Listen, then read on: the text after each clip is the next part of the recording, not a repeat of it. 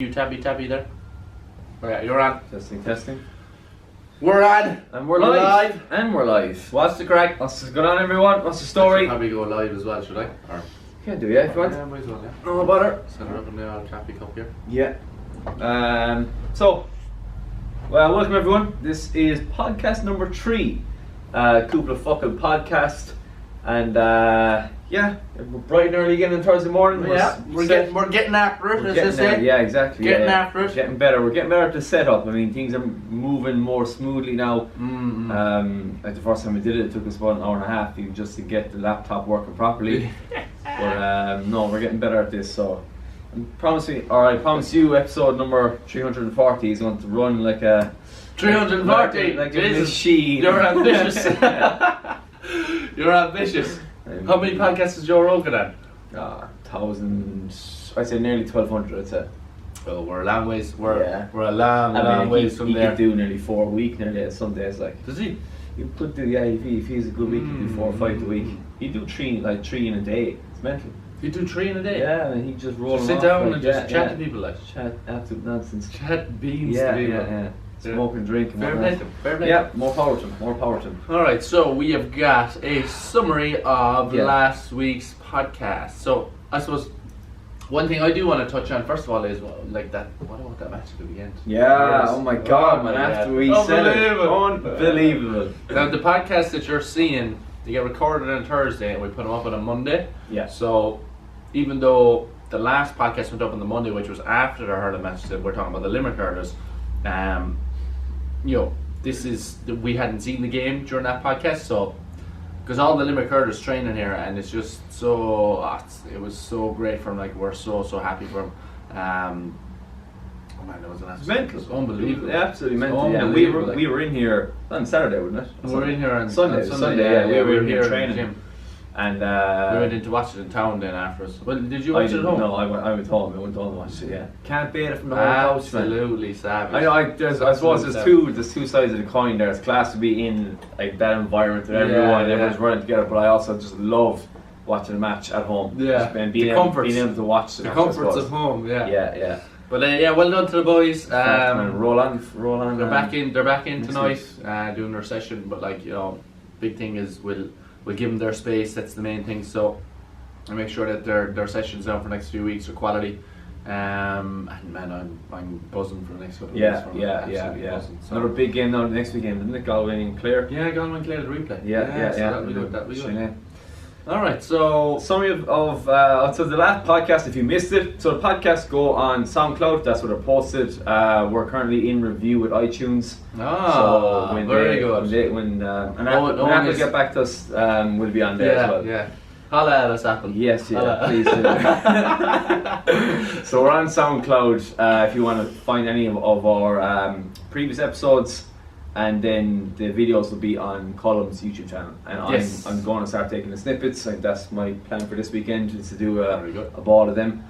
But last week's podcast we chatted all things, kind of starting off in the fundamentals of nutrition, of dieting we'll say in parentheses, and of movement and training. Just kind of like the basics, and I'm supposed to do's and don'ts that people often get wrong. So it was good. I mean, like the first half an hour was like a lot of banter. Like 28 minutes were gone, and we realised we hadn't talked about anything. What were we even talking about, man? Nothing, man. Nonsense. You were just giggling in the background. And I was overexcited, trying to sound sophisticated. I was like, oh my god, we were doing it. Yeah. When we got into it, then we got really into some detail. We got some good value and good detail there. So please do check it out, rate and review it, and let us know what you think. And this week we are going to chat about goal setting. This is Colm's topic this week. So every I think we'll just go every week. I'll come up with one, you come up with one. So last week the fundamentals was my one. This week is goal setting. So we'll get into that in a while, and I suppose all things about that. But, so how tell me about your week. How was your week? My week has been good. It's been a busy week again. We're doing a summary of the week first before we get into it. I'm probably going to say it every week. It's been a busy week. It's been a busy week. If I ever say it's not a busy week, it'll be a bad week. That's good. No, it's class. We did. So we actually started this new kind of I suppose, partnership with Northern Trust up the road. So we've had it for a long time, but we've only kind of started to implement it now this week. But we offer a lunchtime service, so they can order before 9:30 in the morning, and then their meals are delivered at lunchtime at 1 o'clock. So that's just purely for the Northern Trust crowd. Is that through email or how is that? Through our website. Through the website. Yeah. So I just get the orders come in, and usually I can just pull it from the fridge below and just drop it up. Oh, nice one. So that's just purely for the. We have a load of members from Northern Trust. The Northern Trust crowd, yeah. But we once we have this model down and running like a machine, then we will like to kind of increase that into more corporate companies package. too. Yes, exactly. But we also did some catering this week on Tuesday. Tuesday was a scandalous day. I had three events. You pulled the cat out the bag. 3 events. You pulled the cat out the bag. At the same time. So we had a catering event, a corporate one in Castletroy with Kemp. That was for 50 people. And then Colm had Canterbury in the gym. So they wanted some food as well. So we did a spread for them.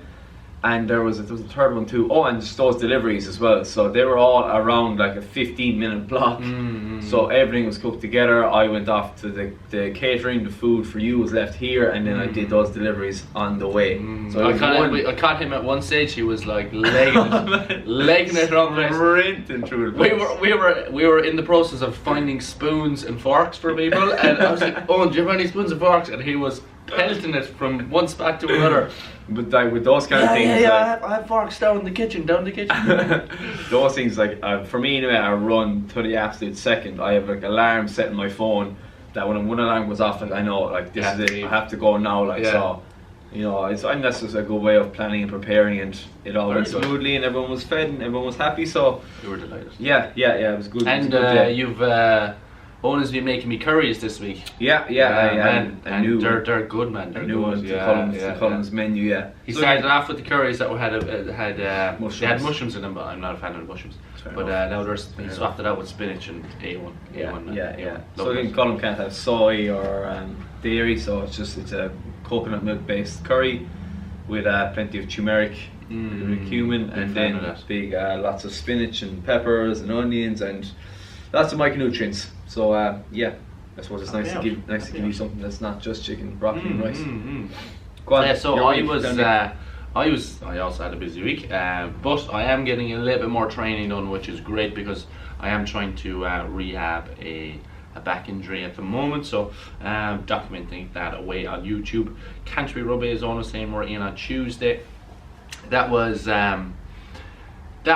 interesting. I got a phone call basically last Thursday after we recorded the podcast, and phone call from a lady from the UK looking to do this Canterbury Rugby thing with us. I was one of the coaches, so there was 4 coaches involved. There was myself, Brian Keane, Pat DeVilly, and I think it's supposed to be Paul O'Connell or David Wallace. I think I couldn't remember now what. They're meeting. They were in Dublin yesterday and they were in Limerick on Tuesday. But I got this phone call off this lady last Thursday, and I don't like. It wasn't very well organised at the time. Like on Thursday, the shoot was Tuesday, and we had the people who were supposed to be involved in the shoot, but we had no locations. We had no numbers. We had no itinerary or anything like that. So. It had all literally to be organised kind of the Thursday, the Friday, and then on the Monday they came in and they just kind of signed off on the locations. So we went out to Lapderg. We went out to a place called Derg Isle in the morning. Thank you to all the lads out in Derg Isle. Derg Isle is like this team bonding place that I know. The guys Pádraig and Brendan who run the place. So it was great to kind of give them some business. Went out there in the morning, kind of did a few shots on a bike, a few shots in a canoe, and a few shots running up and down a hill. So of them or of you? Of the lads. But I was like the coach, and I was like shouting at them. You know, they actually did very little physical exercise, but they were there for like 2.5 hours. Story of our life. And I was just like, wow. And I kind of realised during that, it was funny, it's not something that I would like to do full time. Like I wouldn't like to be. Like it was essentially like standing there and doing the same line over and over and over again to get it from multiple angles, and you know, you're trying to fabricate, like it was acting essentially. Like I did it, man. I was in a movie when I was in Malta. When I was in Malta, very good. I did We some get this acting. one secret. Yeah. No, I have a YouTube video on it. But I applied, like, there's this big thing in Malta. It's a massive filming industry in Malta. Like, the scenery is savage and it's dirt cheap, obviously. So, like Pirates of the Caribbean, loads of things like that. Game of Thrones, loads of things filmed there. So, like, I applied to this Facebook group and I submit my applications, like, white, broad, medium build, whatever, colour hair. Handsome. Great hair genetics. Outrageously handsome. Fantastic hair genetics. Like the chest size, all that kind of stuff, and then they kind of just go through, and if they need someone who is, you know, pale, red haired. So I got a call one day, and there was this to be a sailor in a World War II documentary. So I thought I got 50 quid in it for it, and but it was dreadful, man. 12 hours on set, and I'd say a 30-second clip, like, wasn't talking, just the main actor came up, like, shook my hand, and we cheers the pint in like a bar, and that was it. And there was like a big dance scene and everything. But have you watched the movie? No, I don't think it's out yet. Is it in the big screen? Actually 2018 I think they said it was supposed to come out. I don't even remember the name of it, so I must find it though. But it was like 12 hours, and like that 30-second clip we took probably 6 times on one camera, 6 on another, and then we do 3 times to get the audio. It was crazy, man, absolutely crazy. So I can only imagine, and at that time I was only an extra, so if you remain... Well, you were there for 12 hours. 12 hours, man. Well, I suppose from my side of things, it was actually something I was doing to promote the gym. The business. To me, it was just, I needed money. I was absolutely skint. I needed the cash. And I got fed as well for free, so it's good. But yeah, we did that in the morning, and then we came to the gym, and some shots were taken in the gym. But I suppose, like, things were so busy with me at the time that, like, any spare hour here and there is valuable, like, you know, and that's for sure. You know, so, but that was a very interesting day. After that, then we've had loads of new members in the gym this week, which is really exciting. Absolutely fine. We've got a couple of other. We've gotten a good few creators now in the gym creating. So there's been a podcast recorded on a completely different topic to what we're talking about. But there's been a podcast recorded. Two great people as well. 2 really nice people. And we've also had a bunch of just like other people in. Like last night I had a meeting with one of the members, and it was a 2.5 hour meeting. It was a little bit longer than I thought it might be, but it was just kind of trying to help people out. With people who are trying to be creative, trying to build their own brand. So we did a lot of kind of those types of meetings during the week, on top of all the regular usual business stuff like signing up new members, doing reports, all that kind of thing. So a good week, really good week down. Yeah, really God, good week. well, may it last. Okay, so the topic of this podcast is going to be goal setting. Talking about, you know, discipline and your why, enthusiasm versus realism. I really like that line. These are Owen's notes. These are my notes. These are Owen's notes. He's stealing my notes that I made this morning. Doing what makes you smile. Yeah. You know, so I suppose, do you want to kick it off? Or? I'll kick it off. I'll kick it off there. So Colm pitched this idea to me yesterday, and it's of goal setting, and it's perfect because, you know, this is something that I'm super into as well. I mean, like, I suppose, I think where it started with me, and I wasn't always as goal driven or as disciplined or whatever it was, but when I was 17, 16, that's kind of when I really got into the gym and to health and fitness and lost a lot of weight. And that was kind of when I found bodybuilding that year. So it was the 2015 I competed, but I started kind of like dieting, we'll say, or just learning more about nutrition at the start of that year. And I said I needed a deadline, I needed an end goal. So I applied for this competition in Cork, the NBFI. And those 6 months of training and of dieting taught me what discipline was. I mean, that was the kind of the first time I was ever held myself accountable for my own actions and for, you know, my food and my training. And I learned more in those 6 months about myself than I ever had in the previous years. So I suppose during those months, that's kind of when I realised how powerful goal setting can be, and you know, I find myself, everything that I've done since then has been a kind of product of that. You know, be it writing down your goals or not being afraid to, you know, be ambitious, and you know, like that line I have there is enthusiasm versus realism. But we'll get to that. The first thing that I'll touch on is when setting a goal, you have to know your why, and like there's a good book, Start With Why. It's from, I think, Simon Sinek, and he just talks about, you know, the reasoning first. I mean, have you read that book? Yeah, I've seen his YouTube podcast. Yes, his YouTube video on why. Yeah, it's very good. It's very good. But again, it's all about your why. I mean, like, you know, why do you want to achieve that goal? Is it a materialistic point of view, or does it actually bring value to you? And I suppose those are kind of two things that you need to kind of decide. Are you doing something because you want to show off and you want to prove to others, or are you doing it because, you know, you really want to do it? It's going to bring actual value to you, and it will kind of benefit you throughout your life. So that's kind of... What is your why? What's my why? Yeah. I think my why was, I saw the difference that food and nutrition and training made to my life.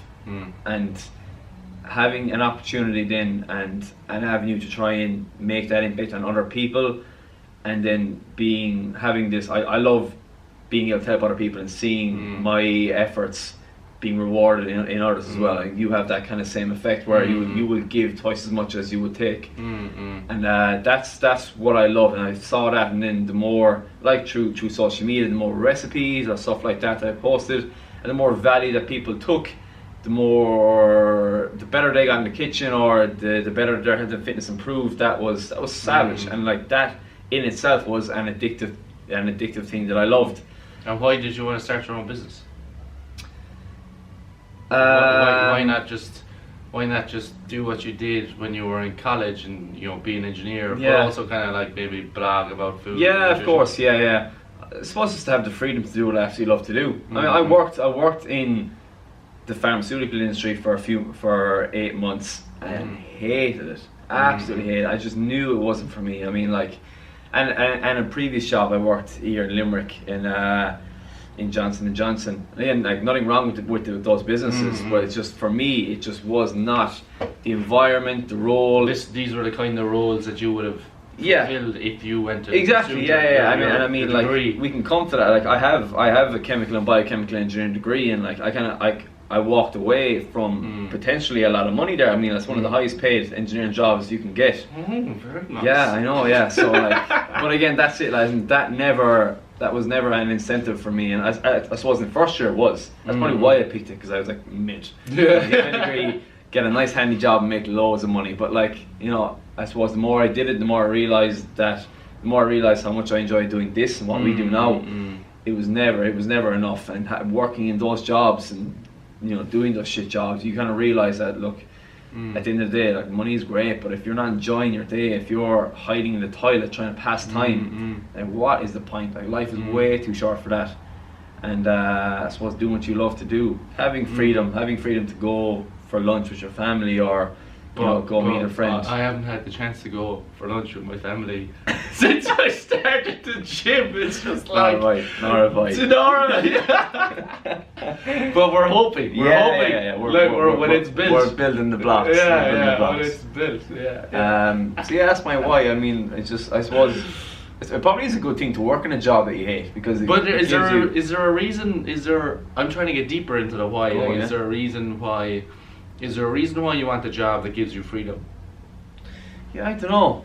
I suppose probably there is. I think it's not even it's just the fact that you get to do what you love. You get to do what you enjoy, and you see your efforts being rewarded. Where I suppose what I'm trying to tap into, like, where's the emotion coming from there? Like, you know, what's the driving force behind that? Where, I suppose, in your day to day, you feel good.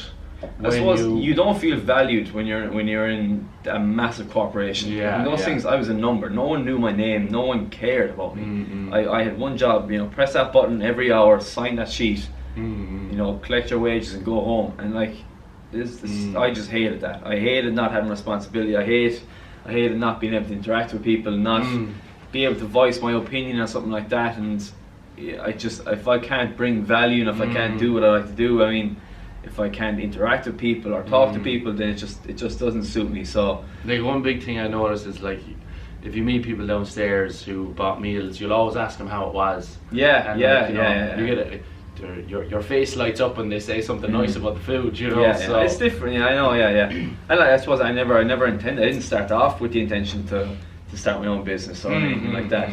I think it's just kind of one big snowball that just gathered momentum, and you're just. I'm just kind of riding the wave now at the moment. Yeah, doing right, stay going. Yeah. But I suppose that's probably the biggest thing is just, you know, being able to bring that value and I suppose having your opinion valued as well by others and not just being a number, being able to actually make an impact. And I think we'll touch on that kind of whole idea of being a number a little bit later on in the chat.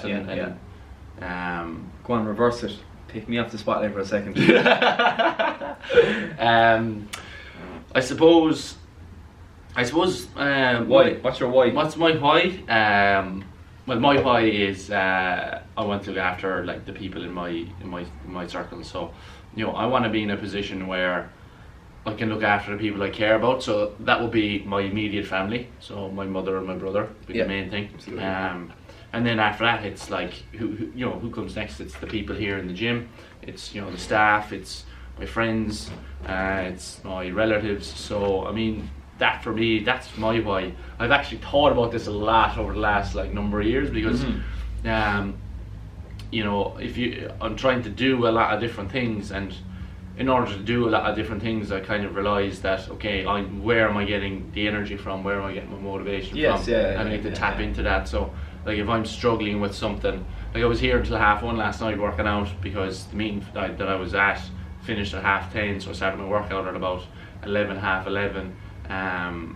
But like I was able to draw on, you know, I'm trying to do something for somebody else, and that's where I really get a lot of motivation. And where does training fall into that? Because you would think that training would be a more of a self-value thing rather than, you know, helping the immediate people around you. Yes, that's really about my dad. So like my dad played football, and like I went through a period where I didn't play any football. I played rugby for a couple of years, and I didn't watch any football matches.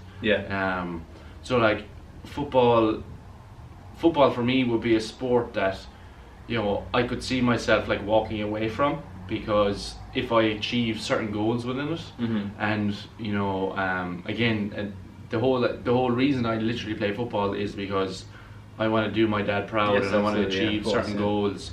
And if I achieve those goals, like my dad passed away nearly 2 years ago now at this stage, but so I kind of see football as a way for me to kind of still have a link with him, and also to hopefully achieve something so that his memory will live on, you know.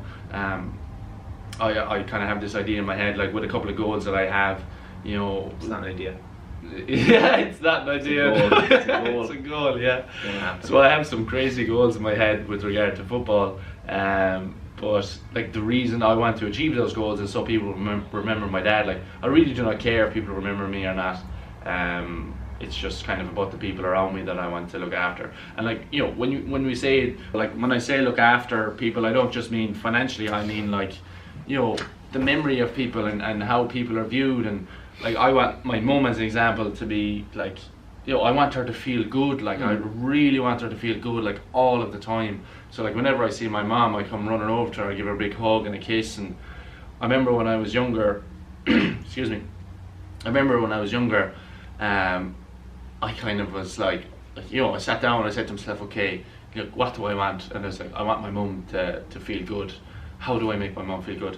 The one thing that really makes my mum feel good, and any mum really, is like when her son comes over and gives her a big hug and a kiss, and isn't afraid to do that. So when I was young, I literally would like force myself to give my mom a big hug and a big kiss, because I could see how much that meant to her.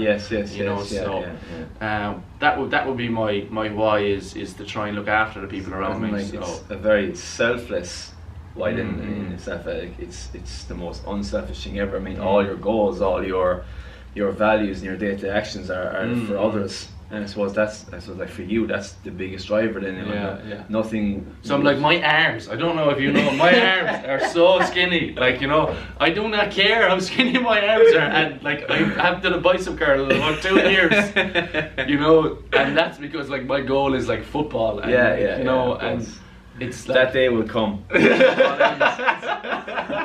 It's project 16-inch arms there for Colm. So that's excellent, man. That's excellent. Like thank you for that. It's amazing. Like your why is so clear to you. Yeah. But it is I spend a lot of time thinking about it. Yeah, of course. Because I watched that YouTube video, and I was like, okay, what's my why? Okay, I started off with that. I want freedom, because I think we're fed this idea of go do your own thing. You can have freedom of time, you can have freedom of money, and that'll give you a life you want. And I was like, I had that idea in my head, and I was like, if you know me and my brother, like, money really doesn't matter to us at all. No, what I'm saying is, like, we try to look after our parents. You do, of course. Scrap that. Cut. So there was a private joke made there.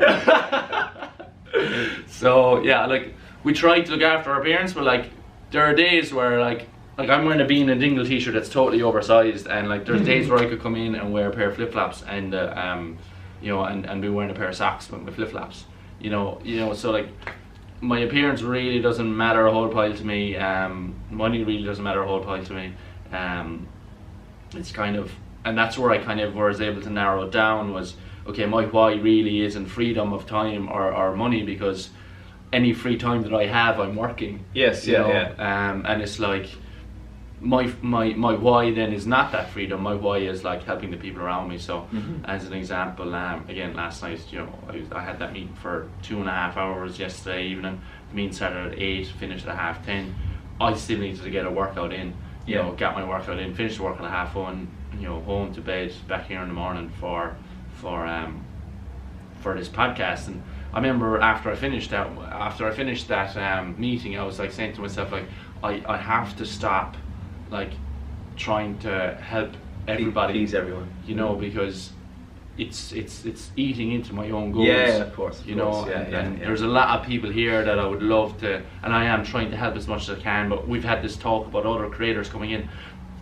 It's like, whatever creators are here at the moment, it's like they're the people we're going to focus on, because if 5 more creators came in and we were trying to set them up and help them out, that's another X amount of hours dedicated to them, and there are hours that should be put into something else for the moment. So I suppose just on that, like, freedom doesn't mean you get an extra hour to sleep in, or you get to go on holiday 6 months of the year. I think that can often be misleading in the sense of, if you work for yourself, you've loads of free time and all this stuff. It's the opposite. And I suppose when I say freedom, it's more so I can schedule my day and do the things that I enjoy to do, and sitting down to record a YouTube video or a series of videos, of informative videos for social media, is time well spent for me. Whereas when I was in those other jobs, I was still doing all these things, but they were being shoved into every other time around the day. Yes. How do you feel after a long hard day's work? I love it, man. I actually was thinking about it yesterday. When I'm driving home, I get onto the motorway here, and often like it can happen. Like, I think it was 2 days last week where I left here. It was late. It was like 11:30, late in my books, and I was just like leaving on the motorway. A good song came on. It was like a nice evening, and man, I was just smiling, man. And I kind of laughed to myself. It was savage, man, because there's been a few days in here where you've been wrecked. You've been like, but your enthusiasm and your positive vibes are still really high. Like. And this was, I was like, on my wall at home, I have a massive writing. Like, why? And it's on top of the wall, why? And like if ever I doubt myself, and of course once a week I would say, not that I doubt myself, but I question, Jesus, am I in over my head here, or is this really something that I can tackle? Or it's I think we all have those times, those moments where we just get flustered. But then it's important to, like you said, have clear definition of why you're doing it. The value you get, the joy that you get, and then. It's like those moments in the car when a good song comes on, you're driving home, and you're like, like today was a good day, And what about, how do you feel after a day where you do no work? They don't happen. And I think it's probably more driven than ever because you're kind of like, okay, like no one's gonna make you do this. That's the thing. One. I don't have a boss ringing me telling me, come on, no, get into work now. Like everything is on your own clock. So I suppose that puts pressure on you then as well. Like you have to hold yourself accountable. And I suppose I'm good. And I've been holding myself accountable for a couple of years. When was the last time you took an entire day off? Not since we came in here anyway. Yeah. So, and I think that's something I need to work on. I know that myself. Everyone says it to me. I don't think it is, man. Well, I have a friend. One of my best friends is. She did psychology in college, and I have very interesting conversations. I'd love to have her on the podcast, but I don't think she'd come on the podcast. It's not her thing. But you know, I'd always be talking to her about like human behaviour and you know, this why idea and stuff like that. And I remember she told me one time that you know, I get great self-satisfaction or self-worth, or you know, like I see, for example, I would see, and I think you're the same, if I spent 6 hours working on something, I would reflect on that 6 hours and think that was 6 hours well spent. Yes, absolutely. Even if those 6 hours were like doing something, and then after 6 hours you realise that, oh wait, there's this there's much easier way of doing it. I could have done it in 5 minutes. You'll still look at those 6 hours and think that was time well spent. Yes, absolutely. Whereas if we spend 6 hours watching The Simpsons, you'd reflect on that and you'd think, oh my god, I wasted my time. Absolutely, yeah. I used to have that when I was younger. Like when I was like 14, 15, I remember if The Simpsons was on as an example, you might watch like 2 episodes of The Simpsons and let's say 2 hours go by and there's something on the telly. I actually, as a young teenager, used to reflect on those hours I spent watching the telly, and I used to get like agitated. I would be kind of like, why did I just waste 2 hours of my life? And this was when I was very young. Like again, this is in my that actually was my question. When did you see these traits come into place? And like, what age were you? When did you realise that you were a little bit different? I don't know. It's a good question. I think I'd be very emotional. Like I'm an incredibly emotional person. As am I. But like when I was younger, I would have struggled a lot with food, and I don't know whether that has something to do with it, but I would have struggled a lot with food, and I would have kind of been questioning, like, you know, when you're younger you question things anyway, but I really would have been questioning like a lot of things in life, and then as a result, you know, I ended up questioning, you know, why am I watching The Simpsons for 2 hours? I would have, you know, when you question things, then I think the internet then was a great thing, right? So you were able to go on the internet and like find answers to a lot of these questions, and then when you start finding out answers to these questions, you start to realise that, well, okay, Arnold Schwarzenegger was the guy that, you know, when I was younger, it was a guy that I looked up to for a short period of time. It was like, Jesus, Arnold Schwarzenegger, he's so cool. And then you start like figuring out, okay, who Arnold Schwarzenegger is and how he got to where he got to, and then you start to realise, okay, well, look, there's like a fairly clear path to that. And then you start to realise that, all right, well, there's no real difference between Arnold Schwarzenegger and me. You know, if I wanted to do that, I could go do that, or absolutely, you know, or it might, you know, it might be something else. It might be, you know, someone in business. You know, like you start learning about Bill Gates as an example. You know, he just like stayed up all night when he was young and learned all about computers, and now he's Bill Gates. Yeah. You know, so I suppose I started to kind of learn that stuff when I was young, because I had this brain that was like, I need to like do more, digest as much information as I can and figure out this world that I'm in and figure out like what the hell is going on, why do I feel this way in terms of, again, I had this issue with food, and then as a result, I suppose, you have this idea of enthusiasm versus realism. I had a sense of realism about the world and how the world works, and then I had an incredible amount of enthusiasm then. He hasn't lost a drop of it yet. What was your when did you start to realise that? I suppose. When did you realise that this is something you could do? You could have your own business, because a lot of people don't see that from themselves. It's kind of like that. I suppose like there's a moment when you realise that you're a little bit different, but then when you reflect on it, you can see, okay, I've actually kind of always been kind of this way. Yeah. Like I never realised I was such a foodie, but Mam tells a story of like when I was a baby, like at 1 or 2 years of age, and we'd all be in the room, and like Dad could be at the other side of the room, and he would crinkle chocolate, and I'd have like my back turned, and I would like snap. You come running over just from the sound of the wrapper being crinkled. I knew what it was. So like I had this kind of some sort of connection with food, and that's why when you look back and reflect on a lot of my memories, like the first memory. What's your first ever memory of ever? food? No, in general. Running down the stairs. I don't even know if this is my first memory, but this is one of the reasons. Running down the stairs Christmas morning. I ran down the stairs, ran from the hallway into the kitchen, and in the kitchen the floor was kind of slippy, and I was in my socks, and I slid across the floor as my eyes passed the door, which was open, to look at the Christmas tree in the corner, and there was a Nintendo 64 under the tree. I was like, God. yes! I was bollocks because I didn't sleep at all. Yes, and then myself and the brother up that morning playing Nintendo 64 all morning. I fell asleep at about 12 o'clock. It was wrecked, but that's my first memory. What's your first memory? Mine is being in America. We used to go over every few years to visit my uncle, and he's walking on a wall outside some massive shopping mall with a hot dog in my hand. And again, it was kind of just thinking about that. It was like the reason I remember is because the hot dog. I remember it was such a nice, a new food for me back then, and that's the memory I have.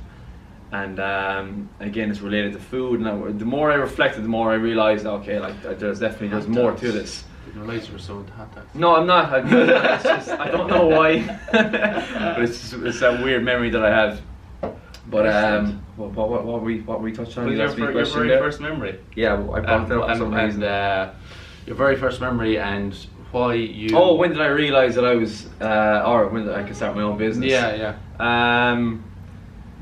It was probably again that period in 2015 when I kind of learned more about myself. Like it wasn't, in a way, it was not negative, but like I distanced myself from a lot of things when I was doing that prep for that show. I didn't really interact with my friends much. I didn't socialise. And you did the show because it was just the end goal, really, for training. Yeah, I lost 50 pounds, nearly 25 kilos. 17. 17. Yeah, that's very young for 16. someone to do. It is. Like looking back, it was way too young. But again, I suppose I was at that age. I was just absorbed in this kind of culture, and again, like I looked up to Arnold Schwarzenegger, and it's funny how we started from the same. It's mental. Yeah. And even like you said, you had a lot of trouble with food, and as did I, but then this was a different spectrum. Whereas I would overconsume food, where you couldn't consume a lot of food. Yeah. But it's so interesting in that, and I think for me it's been powerful in that I see this kind of the food issue I had when I was younger. I always would have said to myself when I'm younger, if I can figure this out, if I can master this, I can do anything. Because at the time, this was like the biggest mountain ever. Yeah. I was like, if I can beat this, and I still have this in my brain. It's like, if I can beat this food issue, if I can master this as a kid, because like when you're a kid, like molehills are mountains. If I can do this, I can do anything. Did you have like moments like that where you're like, this is my big challenge, I need to sort this shit out, and if I can get over this, then I suppose it was like losing weight was a big one for me. I mean, like that in itself held me back from a lot of things. I mean, I was socially awkward in a sense. I would like whenever we used to go to discos or whatever, I was that kid in the corner who was afraid to talk to anyone. I was super self-conscious. Like as a child, I was overweight, I had acne, and I was ginger. I mean, I had 3 pillars. Oh no! You can imagine, like, so, like, I suppose self-confidence was an issue for me. I was never bullied as a child, but like there was plenty of like verbal abuse, especially when you're involved in sports. You're always going to get like verbal abuse and stuff like that. So I suppose it was like that coming of age, kind of realizing I lost a lot of weight, again a lot more confidence. I realized kind of my own abilities, like, and it was kind of just to build on that then. And who was it, you that initiated the whole idea of I'm going to take control of this, or was there people around you that were saying? No, it was myself. Yeah, no, I was never pushed or anything like that. I was like with rugby, I used to kind of go through the spells. When we were in season, I would lose weight, and in off season, I would put it all back on again. So I suppose when I lost weight, I kind of saw that, I lost the weight, confidence increased, I felt better, I looked better, and I was kind of here, like there's something here, like definitely, like there's a period of the year where I look better, feel better, I'm more confident. Then off season I gain weight, I'm a bit more self-conscious. It was just these fluctuations. So it was kind of for me to kind of sit back and realize, okay, like this is when I'm at my best. So I focused more on that. And again, like we said, it kind of one thing led to another. There was never a definitive moment where I said, like, this is it. Well, there was, I suppose, when I started. Then it was like, okay, this is the end goal, and that was it. And like, I think that's like very powerful though, as a young person, to have something that you create yourself. Achieve it. Whether it's like, oh, I want to do really well in this test, or I want to lose a couple of pounds, or I want to put on a couple of pounds, and then you actually set that goal yourself, and then, I think weight training can like teach people a lot about life. And if you actually get into weight training when you're younger, because essentially what weight training is you go into the gym, you do the same thing routinely, you stay consistent. You don't see that much progress day on day, but like over a period of time you see massive progress. Absolutely. And it's all about your own kind of, your own consistency, and you're the person that's doing it, and you're the person that's trying to figure this out. And when you achieve that goal, then you can reflect in that time and say, okay, if I spend time working on something, and if I figure out what to do and how to do it properly, I can get to where I want to go to. It teaches kind of accountability. You can like once you. It's the same with business. It's absolutely, like, this is what you do. Go do it. Be consistent. And this is the result. For sure. And I think it's so powerful to have that, and to have, because if you look at something called grit is something that we assess here in the gym. If you look at grit, it's like, I bought the book. Yeah, oh, did you? Yeah. Angela Duckworth. Yes, I'm ready now, but I have it ready to go. But if you look at grit, like people who are gritty, that's the example of it, is people who stick at a goal and go and follow through with it and don't fall off the path. Persistence, and then when they achieve that goal, and those are gritty people, and they're more likely to succeed at life and whatever it might be. And I think learning those lessons when you're young is like so valuable. Absolutely. I think I matured fast as well. Over the last 3 years, I've matured a massive amount, and I made the calls then. Like never went. I didn't go on any like 6-year holidays or anything like that. Spent my summers working. I've always been involved with like social media and videos, and that was always priority for me. And I suppose like that in itself, you kind of, and when you run a business and you start a business, you have to kind of again hold yourself accountable and be more mature about things. So I hopefully I'll look back and listen in 3 or 4 years time and think I'm mature at this stage of my life as well. Man, I think you're very mature. I can be very immature at certain parts of the day as well. Let me just have a look. Right, so my audio I think is a little bit louder than yours. Okay. Which way is your mic? Do you remember we changed the orientation of your mic? Just now? Try there now. Better. Keep going. Better. Try it there again. Here? I think I was texting a while ago. I think pointing at me was one of the best. That's one of the best, yeah. I'll maybe just talk more close into it. Just.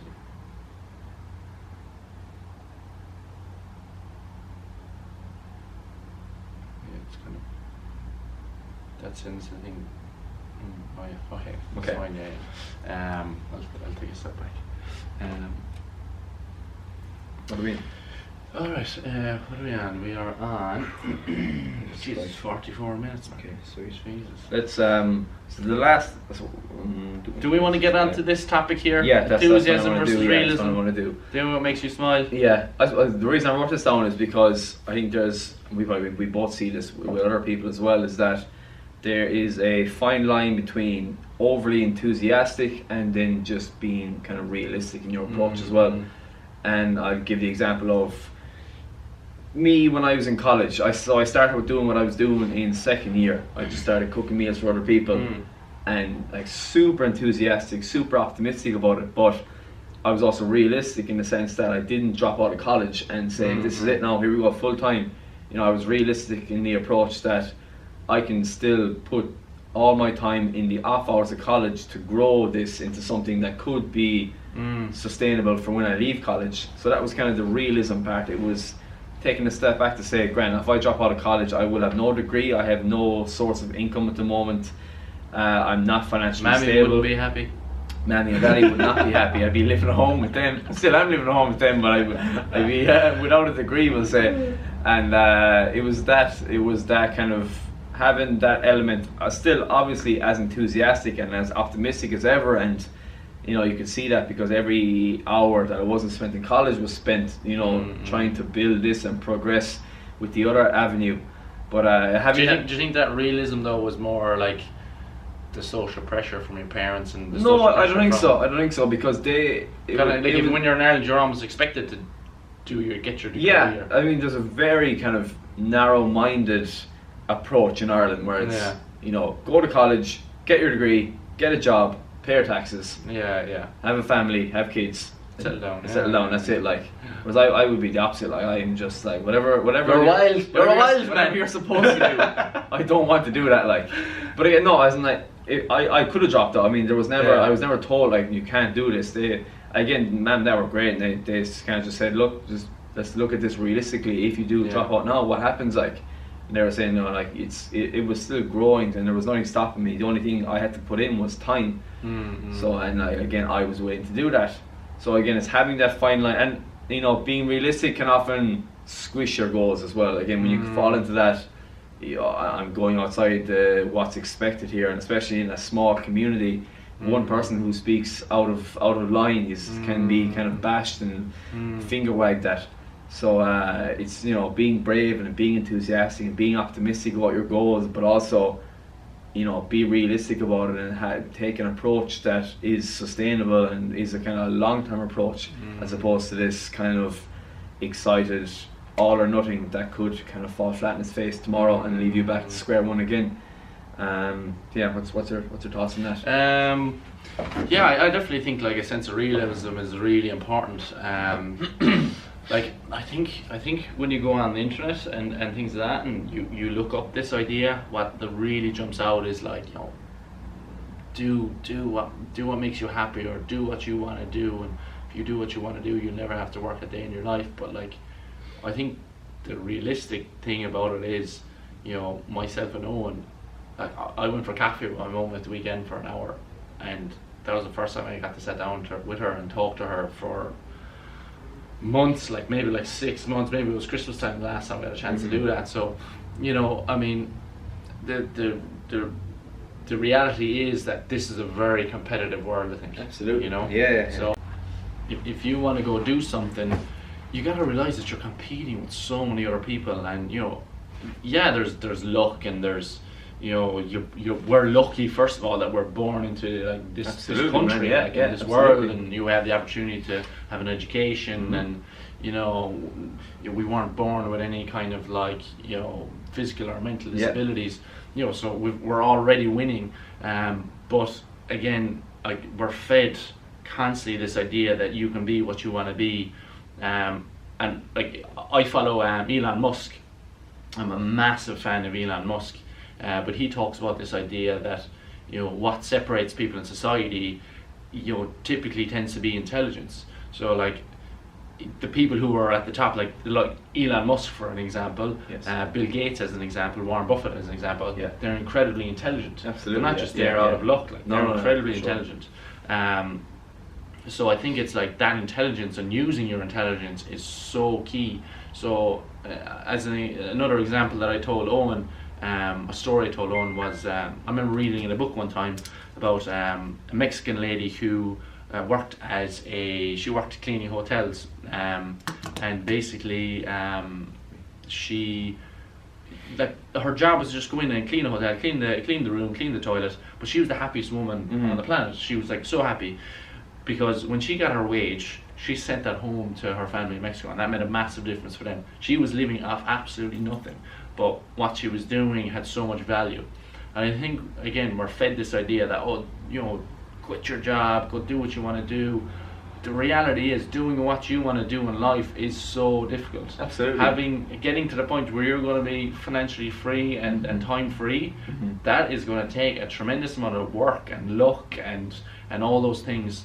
And what would be really sad, I think, is that if you were doing something, if you quit your job and you went to do something that you quote unquote love to do, and then that turned into something that you hated, something that you looked at previously with like loads of graw became something that you despised, that would be terrible. And you're caught in a vicious circle then where you can't really, so like there's committed. And then so what I like to look at it, I think sometimes refraining that and say like love what you do. So like you can get so much value from, like if you work in a coffee shop, maybe that's all you do. Maybe you've been working in a coffee shop for the last 30 years and you make coffee for people. But like maybe you make the best damn coffee in town. Absolutely. And whenever someone comes in, you put a smile on their face. For sure. Because you just say hello and your personality and your tone of voice and maybe that gives you loads of value. You know, that's how like you can see kind of it's the smaller things in life again that'll make the difference. So I think that can be kind of sometimes a bit dangerous, this whole idea. I think people have put being your own boss on a pedestal as well as this kind of thing to chase. It's not easy. No, and I can tell you a lot of people would hate it because you know it will get to a stage where your wages depend on it, the other people's wages and their kind of livelihood will depend on it. There's high stress, there's no security in a sense, like no like rigid security. You are accountable for your own things. There's a lot involved in it, and for some people the idea of it is great, but like until you're actually in it. Now granted, I'm currently in it myself and I love it, and I knew what I was getting into, but for a lot of people, like it isn't it's foreign. Foreign. And like as you said there, I have a great story. It's like it's not a story, but it's something I heard before, and it's based on that kind of doing what you love to do. I'll keep it short and sweet now, and I'll paraphrase as well. But there was a story. It's a fisherman in Mexico, and a businessman, American businessman. He's on holidays. So he goes down to the harbour. It's a beautiful sunset, and he sees this fisherman. And he's bringing in this net full of fish, and he goes off to him. He goes like, "Wow, man, that's some catch." And the fisherman's like, "Yeah. Well, I was out on my little boat all day. So I'm gonna, bring this in, sell it. I'm gonna go home to my wife. I'm gonna drink a bottle of wine, watch the sunset, and I really love what I do." And the American businessman, then kind of, his business brain started working. He was saying, "Look, man, you could really scale this. I mean, I was like, if you get a bigger boat, you could kind of catch more fish. You could increase your revenue. Then you can look at kind of hiring a fleet. You could bring this to the States, you could bring this to the Pacific, the Atlantic, you could really make a big business out of this."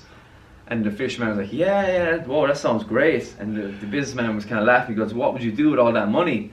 He goes, "Oh, well, I'd probably go get a bottle of wine, go home to my wife, watch the sunset, and that would be it." And again, it's kind of that idea of that, like, no matter how much money this man made, he lived a life that he absolutely loved to do. He went out fishing, caught the fish he needed to, had enough money to buy the bottle of wine, go home to his wife, watch the sunset, and spend time with the people that he loved. And again, no material or no amount of money could have changed that. So I think it's a really good, it's a good lesson. It's a good value to have. That just like, but that kind of raises the question, like, what are we doing? Why don't we just move to Thailand? Oh man, I say my plan B is always, if things go tits up here, I'm going to Italy, and I'm going open, or we're going to work in a small restaurant in Italy, and that's it. Like, just live in a cave. I think what maybe separates us from that fisherman might be just like, well, for me in a way, I'll be competitive. So, as would I, and I love to see growth. I love to see things improving and systems working better, and as me as an individual growing as a person, as a business growing, and like that, being competitive. I mean, both of us are stupidly competitive, so it's having that element too. But again, we're not materialistic in the sense that I don't do this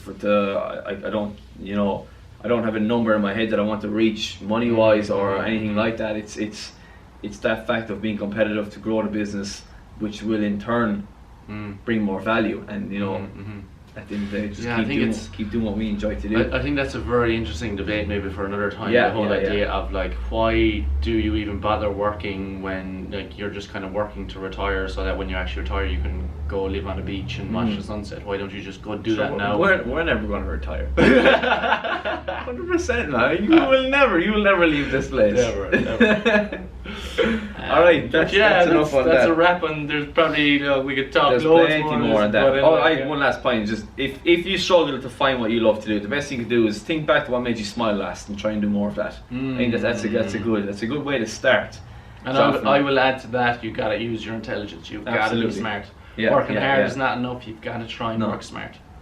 Awesome, good stuff. Okay, so. Woo! Gratitude. Yeah. Gratitude. I've given. So with the week gone by, I tried to do an act of kindness, and I tried to keep an eye out for an act of kindness that was done to me.